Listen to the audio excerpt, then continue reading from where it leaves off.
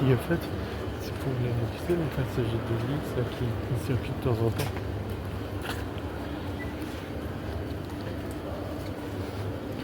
C'est peut-être pour le passager de luxe. Donc en fait, c'est peut-être pas celui-là qui est Mulhouse.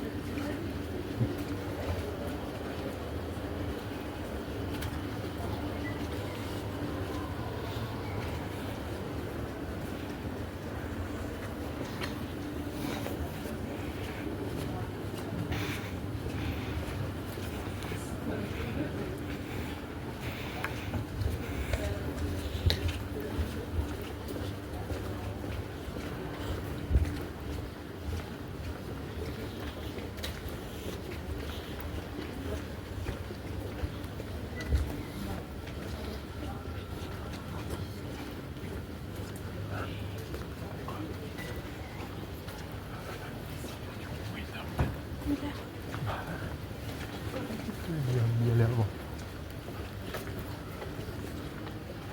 Je vous invite à vous répartir un petit peu autour de moi pour pouvoir bien m'entendre.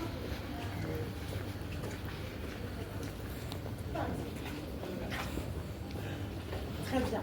Bon, bah déjà, alors derrière moi, vous m'entendrez peut-être pas. Normalement, si, j'ai quand même une voix. Ça va? Ça va. Ok, d'accord. Bon, bah déjà, bonjour à tous. Bonjour. Je me présente, je m'appelle Marion, je suis guide conférencière et c'est donc moi aujourd'hui qui vous emmène visiter l'incroyable, le légendaire, le mythique Orient Express. Alors, avant de commencer, j'ai entendu quelques conversations et s'il y en aurait un parmi vous qui connaîtrait le nom du créateur de l'Orient Express. Nagelmarken. Oh, vous êtes le crois. premier de tout le week-end. Ça a déjà commencé, j'aime beaucoup. Eh, je vous mets 1000 points. Travaille chez Alstom. C'est bon, j'ai l'antenne. Alors écoutez, on a eu beaucoup de gens de la SNCF, hein, Voilà. c'est pas... Non mais ils connaissaient pas. Ah bon? Mais non, Sérieux? et j'ai eu aussi beaucoup de Belges voilà, Ah oui. qui n'ont fait que me reprendre sur ma prononciation du nom. Voilà. Et donc je vais vous le dire, le créateur il s'appelait Georges Nagelmaker. Et alors apparemment je le prononce trop à l'américaine. Voilà. Et effectivement le monsieur est flamand, donc mais je ne parle absolument pas flamand. Quelqu'un parle flamand? C'est vrai? Vous pouvez le dire s'il vous plaît, Nagel? Voilà, soit de suivre la voie de sa famille, donc il est issu d'une riche famille de banquiers de Liège, en Belgique, soit de devenir ingénieur. C'est assez proche, hein, finalement. 10 ans. Voilà. J'en reste là, je suis désolée, ça ne pas. Je n'y arrive vraiment pas. Et donc,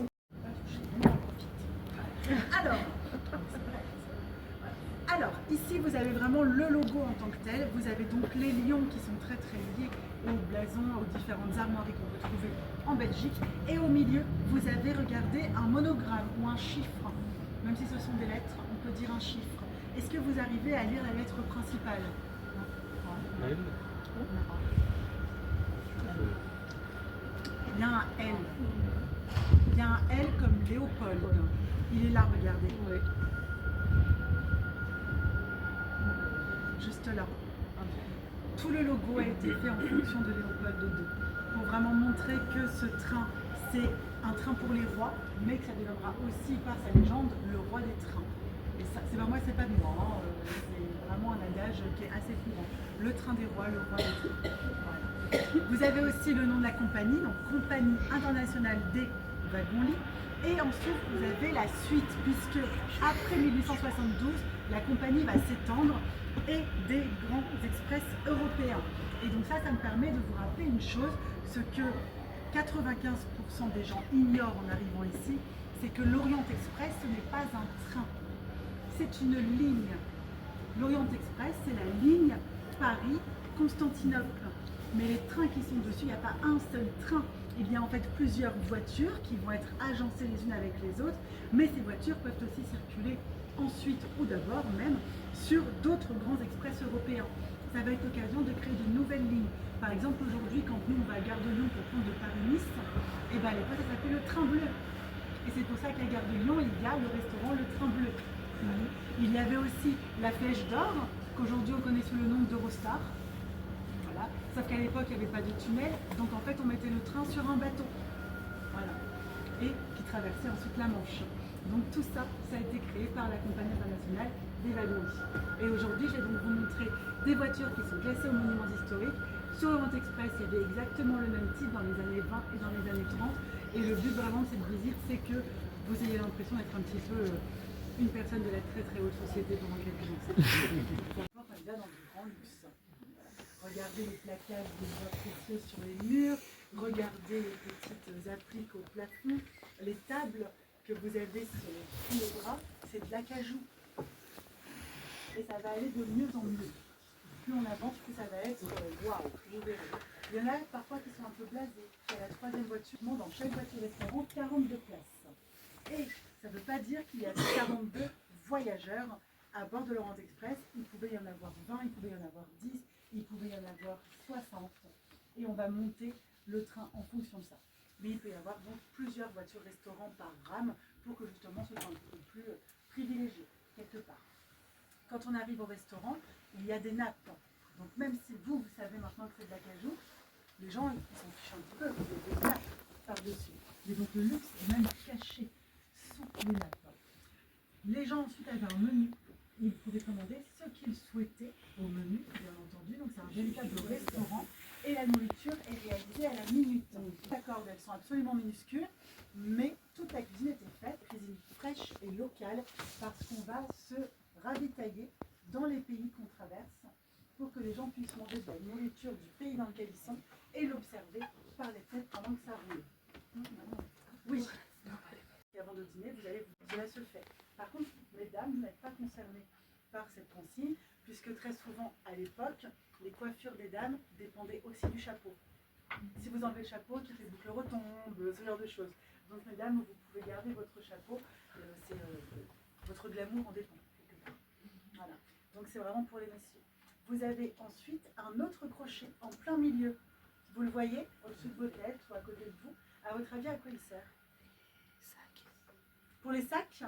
Mais alors imaginez si vous, moi je mets mon sac. Le parapluie.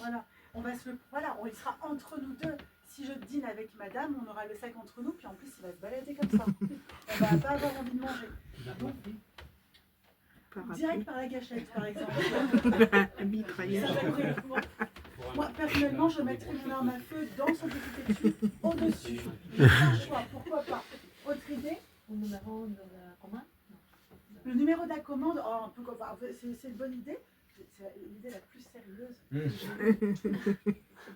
Alors ce matin j'en ai eu une très très bien. Enfin, j'ai trouvé ça vraiment intéressant. Le soie champagne. Ah oui. Il y en a un des deux qui est assommé. Voilà. Donc je trouvais ça drôle. On me propose aussi, ça a été plusieurs fois durant tout le week-end, on ne les avait jamais faites avant, les bougies. On va mettre des bougies. Alors je rappelle qu'au moment du lancement de la compagnie, toutes les voitures sont 100% en tech. Donc feu plus bois, mauvais mariage. Donc pas une bonne idée, mais ok, voilà, pourquoi pas.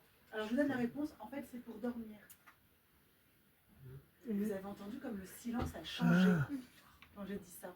Parce que oui, je suis d'accord, c'est étrange. Alors, vous avez soulevé les lampes.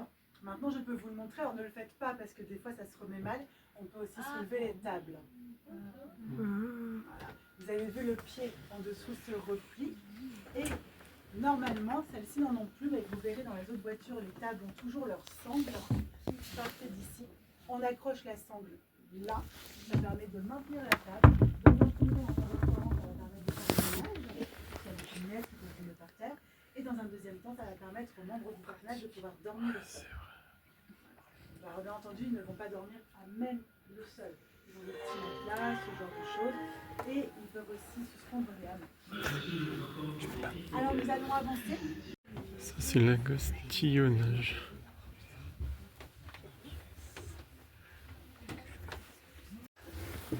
Parfait. Nickel.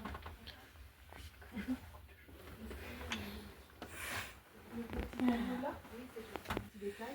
Mais si vous voulez, je vous montrerai plutôt sur la fin de la visite. D'accord ? Donc, nous voici dans une nouvelle voiture restaurant, mais vous voyez que le style est cette fois-ci différent. Tout à l'heure, c'était vert clair. Là, on tombe dans des rouges foncés. Vous avez aussi, on a l'impression que les bois sont plus foncés. Et surtout, les chaises sur lesquelles vous êtes assis, eh bien, elles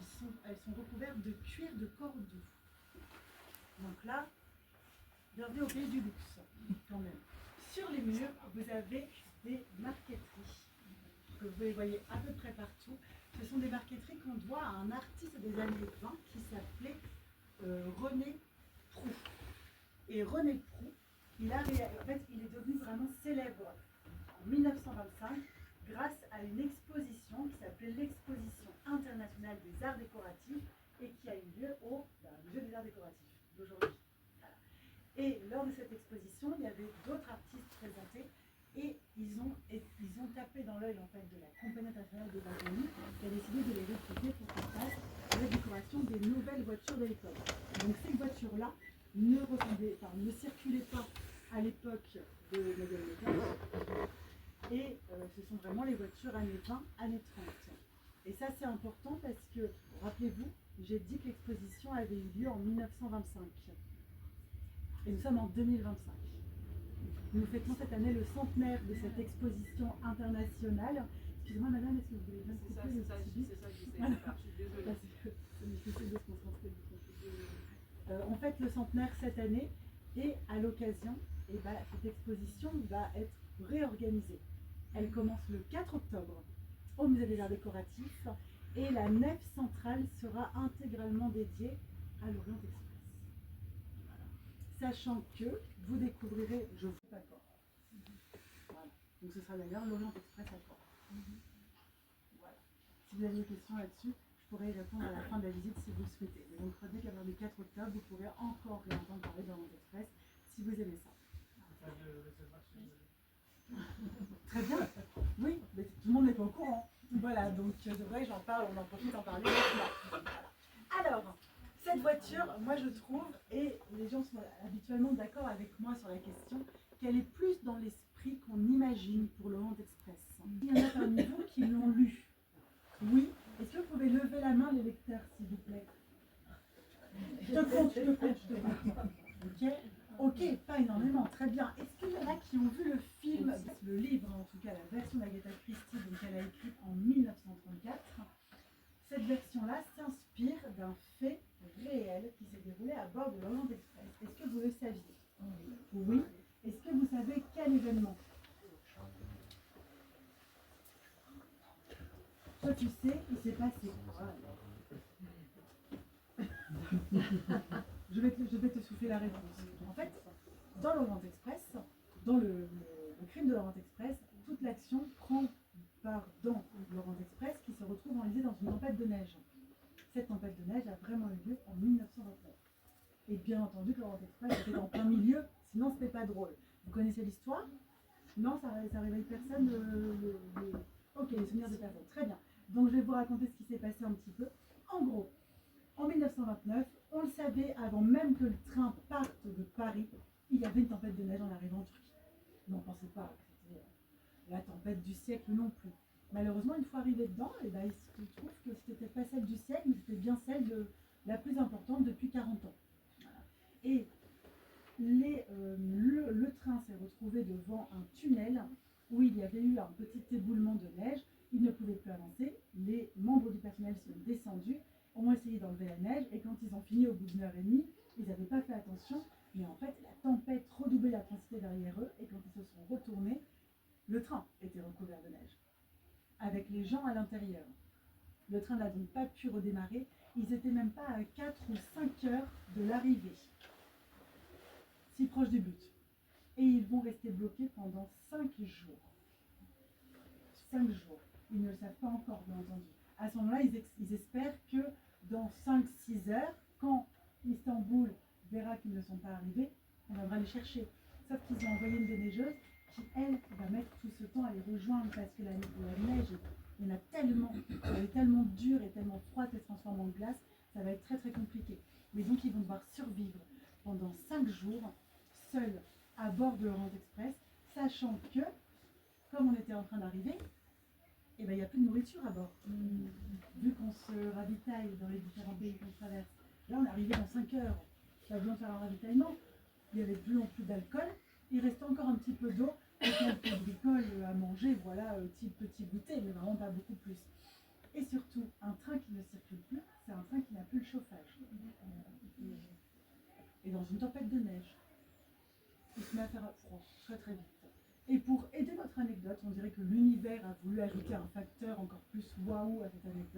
il y avait une voiture qui avait été louée entièrement par un Maharaja. Donc déjà, c'est très orientalisant, un peu exotique. Et il l'avait loué avec tout son harem. Donc vous pouvez imaginer, les jeunes femmes, très peu vêtues, pas du tout dans le style qu'il faudrait pour survivre à l'hiver. Voilà. Donc quand la température se met à baisser, et elle a baissé jusqu'à moins 25 degrés, d'accord, ces demoiselles-là ont commencé à sentir vraiment très mal, à devenir bleues. Donc pour les aider, les femmes qui voyageaient à bord de l'Orient Express et qui, elles, avaient suivi la petite liste qui dit qu'il faut prendre un manteau au cas où, elles ont donné leur manteau aux demoiselles du harem. Sauf que là, ce sont les premières qui ont commencé à complètement frigorifier et qui ont dit non, non, mais ça va, il n'y a pas de souci. Non, non, les lèvres bleues, ça ne trompe pas. Donc ce sont les membres du personnel qui vont donner leurs vêtements. Et donc il y a des membres qui vont se retrouver en chemise de corps, par moins 25 degrés. Et donc ils vont s'activer et tout pour essayer de se réchauffer, bien entendu qu'il y avait froid. La bonne nouvelle, c'est qu'il n'y a eu aucun mort. D'accord, tout s'est très bien fait, il trouvait à manger. Alors je vous rappelle qu'il fallait monter à bord avec son arme. Donc on est par TGV, puisque là il y a des grands fauteuils, mais là on est quand même le niveau très au-dessus du TGV, puisque regardez, vos fauteuils, ce sont des vrais fauteuils à l'anglaise, ils ne sont pas fixés au sol.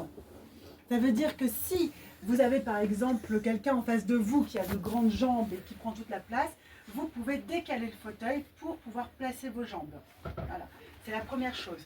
Ensuite, ce qu'on appelle aujourd'hui l'appui-tête, ici ce sont des oreilles qui vous permettent vraiment de bien poser votre tête d'un côté ou de l'autre. Et c'est très confortable. Vous, madame, on dirait vraiment que vous partez pour la Côte d'Azur, là. Vous êtes parfaite. Ah oui.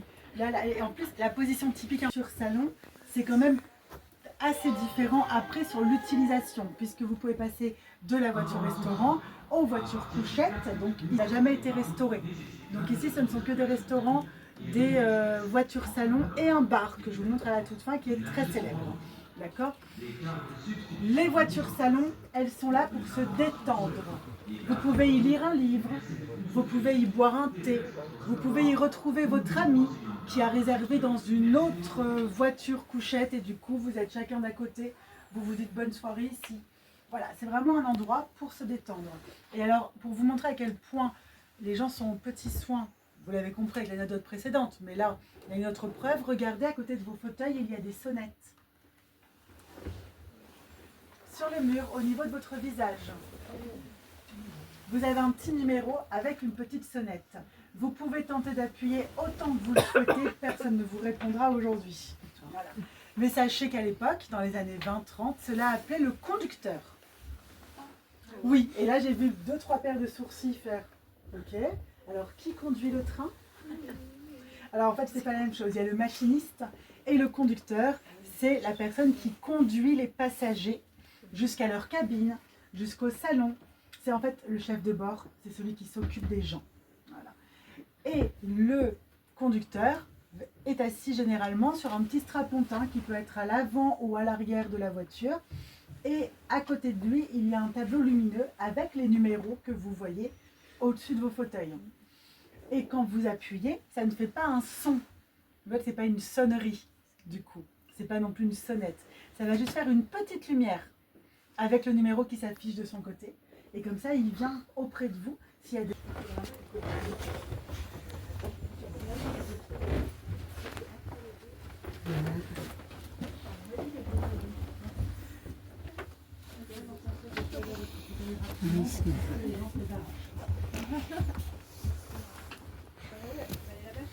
Ah, simple. Au Louvre. Ah oui. D'accord. Voilà. Donc non, ici maintenant ce sont des musées. C'est vraiment la partie qu'on préserve le plus possible pour qu'on puisse encore en parler. Mais celles qui vont être mises en service en 2027 pour l'Orient Express à Corse, ce sont de toutes nouvelles voitures avec de toutes nouvelles décorations. Et il y a un décorateur intérieur d'ailleurs qui était là ce matin. On le croisait ici, c'était terrible parce qu'on parlait de lui alors qu'il marche là. Il s'appelle Maxime Dojac, me semble-t-il. Et lui, il s'est vraiment inspiré de toutes ces boiseries, de toutes ces marqueteries, pour faire une version moderne. Voilà. Donc ce sera tout nouveau. Celle-ci, on ne voyage pas dedans. C'est un musée qui roule. D'accord. Et le train se trouve à Mulhouse ou Non, ce Ah, la train-là, cité. non, c'est pas la cité du train, parce que la cité, c'est vraiment. Ici, ça appartient à la SNCF, mais c'est financé par le groupe Accor. Donc, du coup, ça D'accord. ne peut pas aller à la cité du train. Non, c'est à Sotteville-les-Rouen, voilà, dans la banlieue de Lyon. D'accord. Et ça fait depuis 2022 qu'il est là-bas. Avant, il était à Villeneuve-Saint-Georges. Et on l'a bougé parce que Villeneuve-Saint-Georges, ça devenait très compliqué parce qu'il faut absolument avoir un entrepôt qui soit couvert, il faut qu'il soit protégé. Voilà. Alors, nous voici dans une autre qui est considérée comme étant la plus luxueuse. Vous êtes dans une voiture qu'on surnomme la voiture Lalique. Alors, il y avait plusieurs voitures Lalique, Lalique du nom de l'artiste qui a réalisé les plats en pâte de verre moulée que vous avez ici. Il y en avait plusieurs et c'est justement parce que Lalique avait une technique qui était réutilisable à l'infini qu'on a décidé de le choisir suite à l'exposition internationale dont je vous parlais tout à l'heure de 1925 avec René Prou. Ça, c'est aussi un René, mais c'est René là. C'est d'utiliser de la pâte de verre qu'il va mettre dans des moules avec des designs, avec des motifs inédits. C'est tout le but. Donc là, vous avez vraiment des Lalique qui n'ont été réalisés que pour les trains de la compagnie internationale des wagons-lits et on peut les dupliquer parce qu'on a toujours le moule ou juste après. Donc ce sont des lieux qui invitent vraiment à ça. Est-ce que vous avez repéré que ce soit dans la voiture précédente ou dans celle-ci, relevé de cette salle? Voilà. Et ils ont été restaurés bien entendu, mais il faut imaginer qu'on avait plus ou moins la même chose vraiment dans les années 20-30. Très très moelleux. Ceux qui n'ont pas pu s'asseoir dedans, vous en faites pas quand il y a gros contrat. Donc les contrats vont se signer dans les coupés. Mais il y a aussi l'histoire célèbre de Mata Hari. C'est Mata Hari, l'espionne, voilà, qui a été malheureusement fusillée. Et cette espionne voyageait énormément à bord de l'Orient Express. Et on sait qu'elle s'enfermait avec les militaires qu'elle séduisait dans les coupés. Parce que les coupés sont équipés d'une porte qui ferme à clé. Ces voitures ont été restaurées, rénovées, nettoyées. Voilà. Mais elle s'appelait Suzanne Lalique. Et c'est elle qui a réalisé le motif. C'est censé être un motif de chemin de fer stylisé. Voilà. On va continuer. La prochaine voiture est aussi...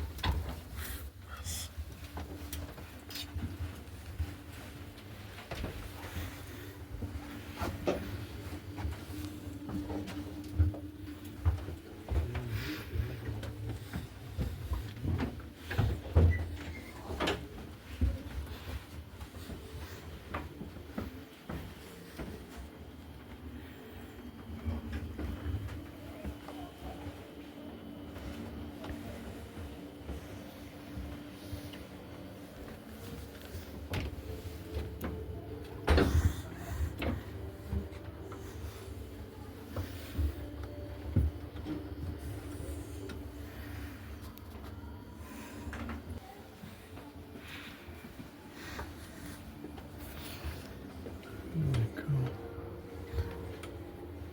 Comment ça marche, tac. Ah.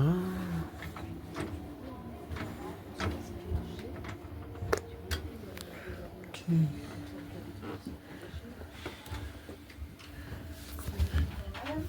Est-ce que ça avance là-bas? Parfait.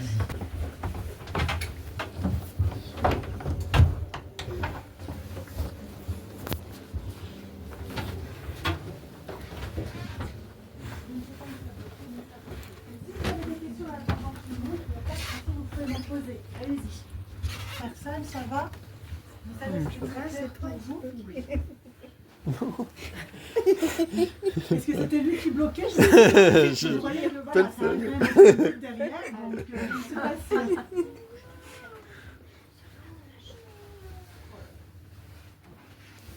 C'est la dernière voiture, pardon. Et pour le film Orient Express, ils ont tourné ici, pas sur un des wagons. Peut-être que je m'apprête à vous le dire. Ah. Peut-être pas. Sinon, on prendra un Ça chapeau d'été. dépend. Voilà. À part de parler d'année folle, moi-même, voilà. J'en parle ici. Ah. traditionnellement dans Paris. Voilà. Alors, vous pouvez avancer encore un petit peu si vous voulez. Par exemple, il y a un petit peu de place par là, c'est de la place debout. Mais comme ça, vous êtes vraiment dans l'ambiance de cette voiture bar. Et ce sera la dernière voiture de notre visite. Alors,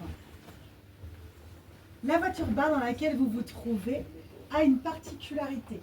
Comme je vous l'ai dit, la plupart des voitures, enfin toutes les voitures que vous avez vues, elles ont des copies. Ce n'est pas des copies, c'est juste que c'est de la standardisation. Donc il va y avoir des voitures restaurants dans le thème rouge que vous avez vu, il aurait pu y en avoir une cinquantaine, tout comme les premières voitures restaurants vertes, pareil. Par contre, celle-ci, il n'y en a eu que 2. Donc plus c'est rare, plus c'est précieux. Et quand on est dans le monde du luxe, c'est parfaitement logique. Et ces 2-là, elles existent toujours.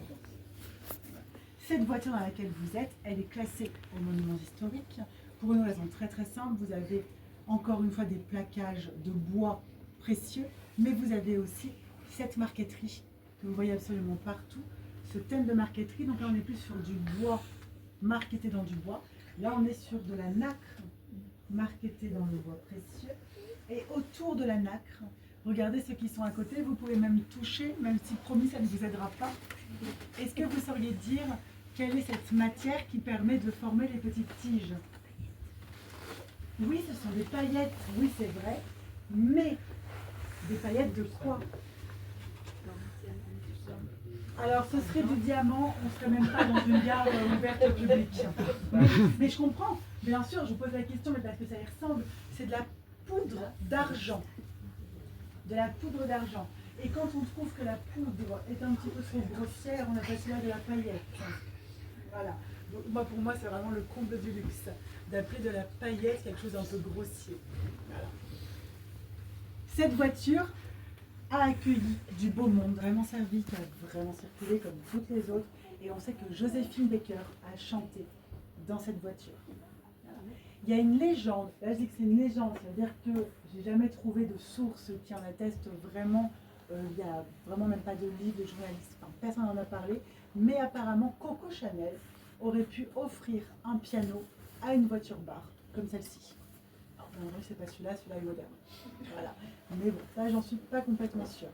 Par contre, l'autre voiture, la jumelle de cette voiture, est beaucoup plus célèbre qu'elle, et c'est dans cette voiture-là qu'a été tournée une célèbre scène d'un célèbre film avec un célèbre acteur qui a eu le malheur de ne pas me connaître.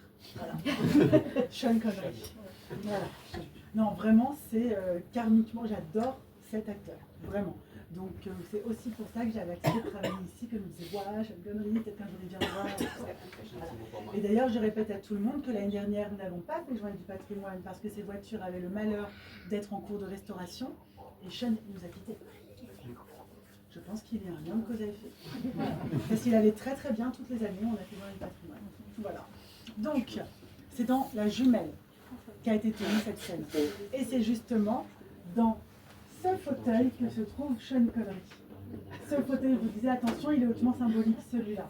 Parce que dans la scène, donc on parle bien de celui de Sidney Lumet en 1960, acheté par le vice-roi du Maroc. Et il l'a mise dans son jardin.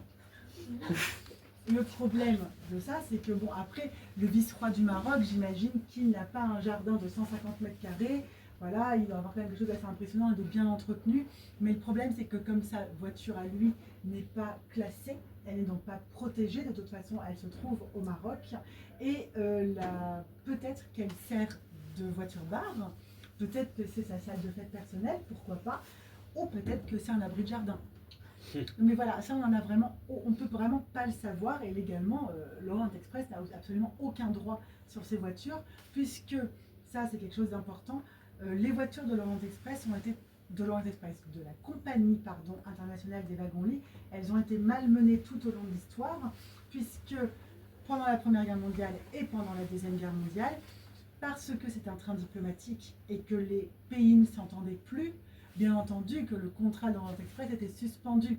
Mais si un train avait le malheur d'être en train de faire un voyage au moment de la déclaration de guerre, ce train devait s'arrêter à l'endroit où il se trouvait.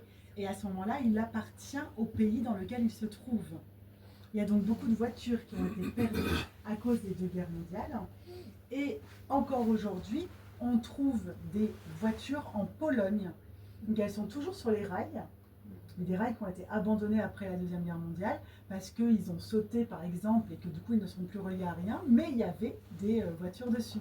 Si ça vous intéresse, vous pouvez vous balader sur le Google Earth. Vous allez au-dessus de la Pologne et on en voit. C'est comme ça d'ailleurs que plusieurs voitures de la SNCF ont été retrouvées par Arthur Mettetal, qui est donc notre responsable. Voilà. Il fait comme ça, il les repère sur Google Earth, après il prend l'avion, il va vérifier si elles sont bien, si elles sont faciles à restaurer ou pas, enfin voilà. Il expertise un peu tout ça et après il les ramène. Parfaite pour terminer cette visite parce qu'elle est drôle, elle est un peu candide, c'est le contrat que le roi de Bulgarie, Ferdinand, avait passé avec Georges. Maintenant, j'arriverai plus jamais à le prononcer. Ah là là, vous serez le groupe qui m'aurait... voilà.